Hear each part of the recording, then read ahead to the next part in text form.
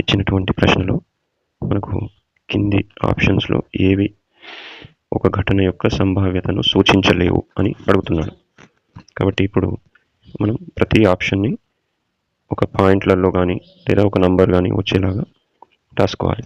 కాబట్టి ఇప్పుడు 11/12ని మనం కొట్టివేత చేసినట్లయితే 12 ఒకట్ల 12 0.9లో వస్తుంది. కాబట్టి ఈ సంభావ్యత 0.9 అవుతుంది.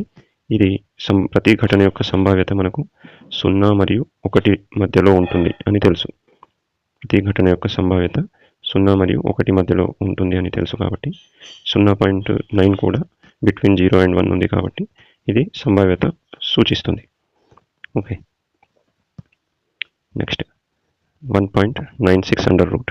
సో రూట్ 1.96ని మనము కారణాంకాలు తీసినట్లయితే 1.3 into 1.3 అండర్ రూట్ అని రాసుకోవచ్చు.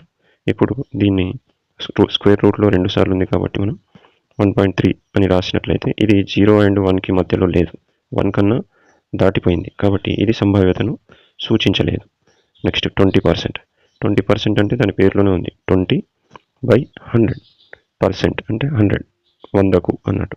సో 20/100 ఈక్వల్ టు ఏమవుతుంది, 0.20కి సమానం అవుతుంది.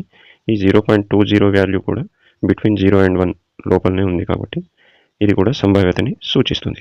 నెక్స్ట్ 0.8. 0.8 అయితే ఎలాగో క్లియర్గా మనకు ఏం సింప్లిఫికేషన్ చేయకుండా కూడా 0 and 1లో ఉన్నట్టు తెలుస్తుంది. కాబట్టి ఇది కూడా సంభావ్యతని సూచిస్తుంది. కాబట్టి ఇప్పుడు సూచించలేనిది ఒకటి 1.96 అండర్ రూట్ మాత్రమే.